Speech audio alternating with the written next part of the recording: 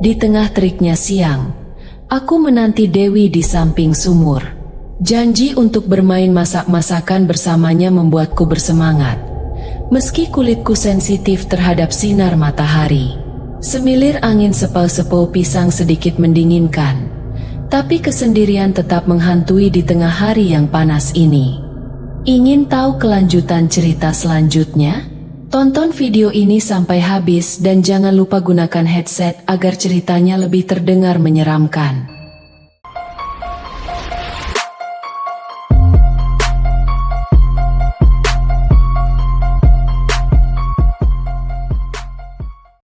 Di seberang sumur, Dewi, sini bermain denganku. Aku kesepian. Dewi, tolong kemari. Beberapa kali aku memanggil temanku. Dewi namanya. Sahabat terbaik yang aku kenal bahkan sejak kecil. Rumahnya dekat sekali. Hanya beberapa langkah dari teras rumahku.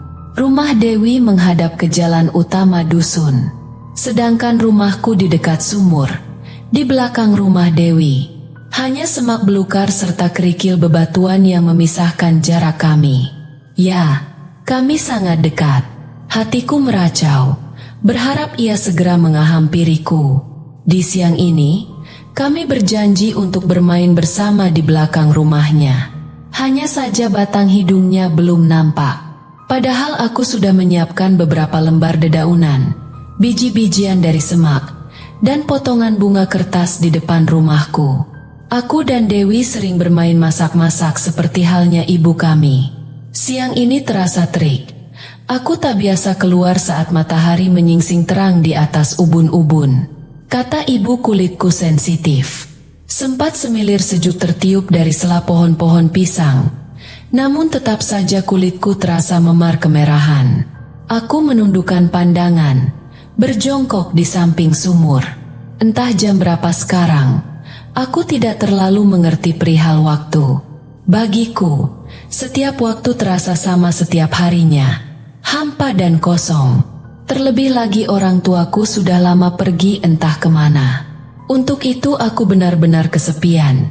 Mungkin aku hanya ditemani kucing-kucing liar yang sering menghampiriku.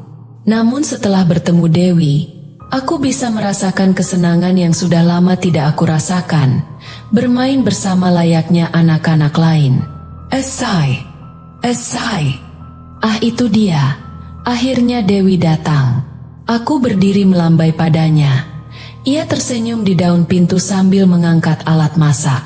Dewi berkata jika ia akan membawa panci kecil, toples dan piring dari plastik. Ia tergesa-gesa menghampiriku. Hos, maaf ya Asih, tadi pulang sekolah langsung diajak ibu pergi ke pasar. Hihi, tak apa, hayuk main. Aku memasukkan bunga kertas ke panci yang dibawa Dewi, lalu meletakkannya di bebatuan. Kami anggap itu kompor seperti halnya di rumah Dewi. Ia berjongkok dengan tawa senang.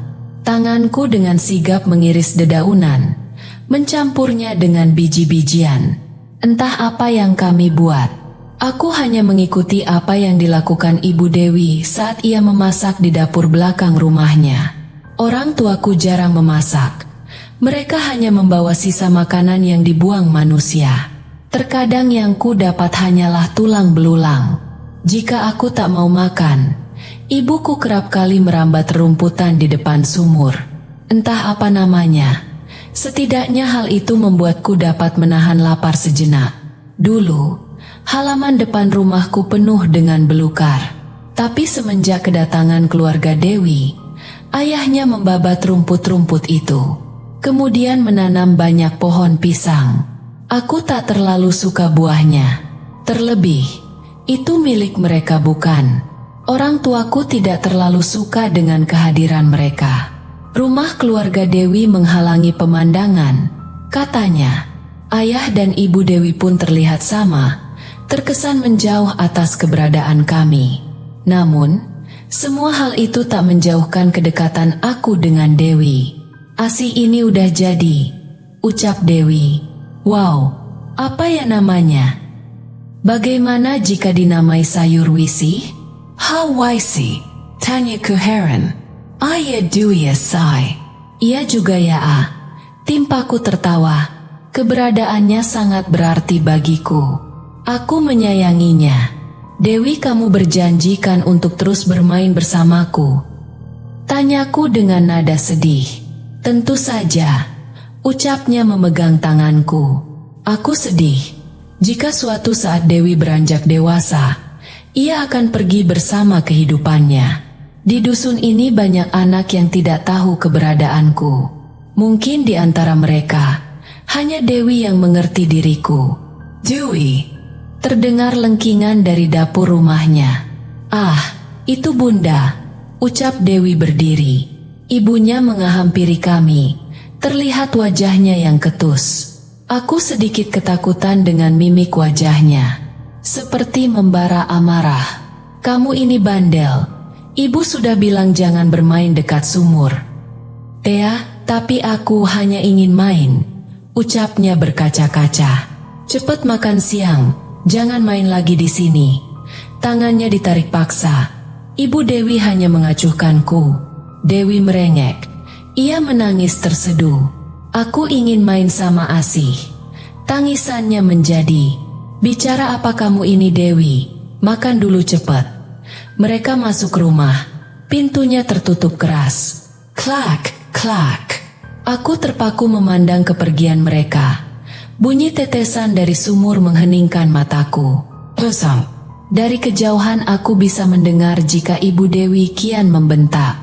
Suaranya keras sampai aku bertekad untuk beranjak menuju jendela dapur di rumahnya. Mungkin Dewi duduk di sana. Aku ingin menghiburnya. Daun jendela itu berwarna coklat. Kontras dengan dindingnya yang berwarna putih tulang. Jendela itu lumayan tinggi dengan aksen mewah. Kakiku sampai harus berjinjit untuk melihat Dewi. Benar saja, ia masih terseduh. Duduk termenung melihat makanan yang belum ia sentuh. Air matanya belum mengering. Dewi, aku tahu jika kau bersedih. Ada apa lagi ini? Tiba-tiba ayahnya datang dari arah depan. Lalu melihat Dewi yang duduk di kursi meja makan. Ibunya mengikuti. Jadi Pak tadi. Mulut Ibu Dewi tersekat. Mereka saling melirik satu sama lain. Sepertinya kita harus memanggil Pak Suryono. Timpa ibunya lagi. Lama sekali mereka menatap. Baiklah, setelah ini aku akan pergi ke rumah beliau. Setidaknya ini akan membuat Dewi lebih tenang, ucap ayahnya sambil mengelus rambut Dewi.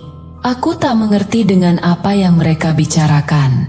Mereka melangkah lagi ke ruangan depan. Pes, Dewi, bisikku dari luar. Ah, siapa? Ini aku Asih. Aku mengisyaratkan Dewi untuk mendekat. Ia turun dari kursi, menghampiriku semeringah.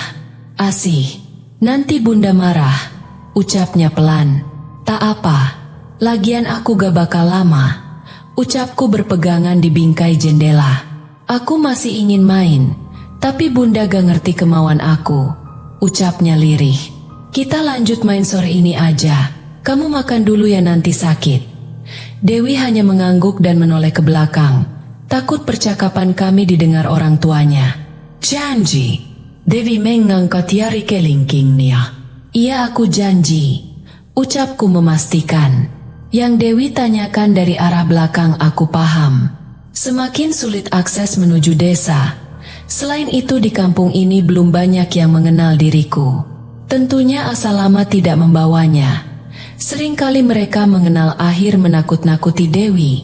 Adanya. Kala orang tuaku juga ku bisa mengatakannya. Mungkin adanya.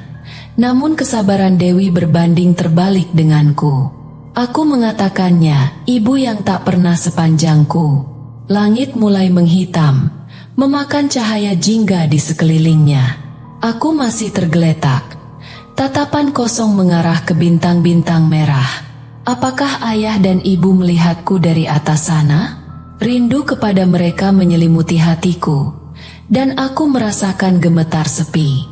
Pak Suryono. Pak Suryono tidak ada di halaman belakang, ya? Aku melirik ke arah rumah Dewi. Ayah dan ibunya terlihat panik. Mereka tak mungkin melihatku terkapar di semak belukar yang rimbun. Ah, tenang saja. Pak Suryono kan sesepuh dusun kita. Mungkin ia sudah pulang ke rumahnya. Coba ku sampaikan. Ibu Dewi nampak ragu. Ia memeluk erat suaminya, mengusap pundaknya lalu bergegas masuk ke dalam. Aku melihat Dewi di balik jendela. Matanya penuh dengan sedih. Ia meletakkan tangan di kaca jendela. Aku merangkak berusaha bangkit dengan kepala yang masih terasa sakit. Passing rasanya. Tapi aku harus menemui Dewi. Kita kan berjanji untuk bermain lagi sore ini. Tiba-tiba, suara dari dalam sumur mengagetkanku. Kepala bapak itu muncul. Wajahnya pucat dengan lumut-lumut menempel. Luka di kepalanya terkelupas sedikit. Air sumur dingin membuat kulitnya berwarna biru keabu-abuan. Menjerikan. Ia mengangkat kakinya, berusaha keluar dari sumur. Aku tercengang melihat sorot matanya. Sungguh, aku tidak tahu apa yang harus kulakukan. Ia berhasil menginjakkan kaki di samping sumur. Ia menatapku sejenak sebelum berlalu tanpa mengucapkan sepatah kata pun. Langkahnya pelan sekali. Pakaiannya robek compang-camping. Tubuhnya memar dan lecet. Ia berjalan dengan basah kuyup menuju pohon-pohon pisang. Sosoknya lenyap dalam jalap. Aku memandang Dewi. Kepala masih berdenyut. Aku melangkah menuju jendela rumahnya. Esai. Ada apa? Bapak tadi menyiksaku. Dewi meneteskan air mata. Tangannya menempel di kaca. Mungkin ia berusaha menyapu kepalaku. Kita berjanji untuk bermain lagi. Tapi, kita bisa melakukannya esok hari kan? Aku ingin bertemu, memegang kepalamu yang kesakitan sekarang. Andai kita bisa bermain terus-menerus, ya? Kataku, mencoba menghiburnya. Benar, aku bosan terus-terusan berada di rumah ini. Aku tertekan oleh ayah dan bunda. Setiap harinya aku hanya dimarahi buat ikut kemauan mereka. Ucapnya terisak. Esai. Kami saling pandang. Bagaimana jika malam ini kamu menginap di rumahku? Ayah menjenap. Kita bisa tidur bersama sambil bermain boneka. Timpaku meyakinkan Dewi. Dewi berpikir sejenak, lalu mengangguk dengan senyum. Aku merasa ia setuju. Ia beranjak pergi dari dapur. Dewi berencana membawa bekal secukupnya. Aku senang melihat Dewi, terutama saat ia antusias mendengar ajakanku. Malam ini akan menjadi malam yang menyenangkan bersama Dewi. Pelipur lara setelah kejadian tadi. Beberapa menit kemudian, aku menunggu Dewi. Kadang aku merasa cemas jika pintu dapur rumahnya terkunci. Klek! Suara pintu terbuka. Saya merasa lega. Aku menoleh ke arah pintu, melihat Dewi mengenakan piyama dan tas ransel di punggung. Cantik dan menggemaskan. Tak lupa, ia membawa boneka beruang kesayangannya. Anak kecil memang selalu menggemaskan. Esai, ayo, nanti bunda pasti marah. Kami berlari pelan, tertawa-tawa, dan berjingkrak di atas rumput menuju halaman depan rumahku. Di sebelah sumur, kami berpelukan di bawah langit yang sudah berwarna kebiruan. Asih, di sini dingin sekali. Ayo, kita cepat ke rumahmu, ajak Dewi. Aku mengangguk, lalu meraih tangannya. Ini malam terbaik dalam hidupku. Aku selalu menyukai malam. Seringkali, malam memberi ketenangan dan kesunyian yang diperlukan. Dalam keheningan malam yang tenang, terdengar suara khas seperti serangga di pohon, dan kadang suara cicak dan kodok yang bersahutan. Keindahan semacam ini bisa menjadi penguat untuk memulai esok hari, meskipun hidup terasa sepi. Bertahun-tahun yang lalu, di malam yang sepi dan dingin, aku sering menikmati momen bersama orang-orang terdekat, terutama dengan orang tuaku. Kami suka berbagi cerita, atau sekadar menikmati keheningan bersama. Malam ini, warga dusun terlihat berkumpul dengan obor-obor menyala di tangan mereka. Mereka saling berbicara di bawah sorotan bulan. Ternyata, mereka menemukan mayat Pak Suryono di dalam sumur. Aku dan Dewi merinding ketakutan melihatnya. Dari percakapan mereka, aku memahami bahwa Pak Suryono adalah orang yang bertanggung jawab atas kematian orang tua kami dulu. Seorang sesepuh dusun yang mampu melihat banyak hal. Dukun Bayadap. Aku merasa lega karena ia sudah mati, berubah menjadi arwah. Selain itu, mereka juga membicarakan hilangnya Dewi setelah kedatangan Pak Suryono ke rumah mereka. Namun, hingga saat ini, Dewi belum juga pulang.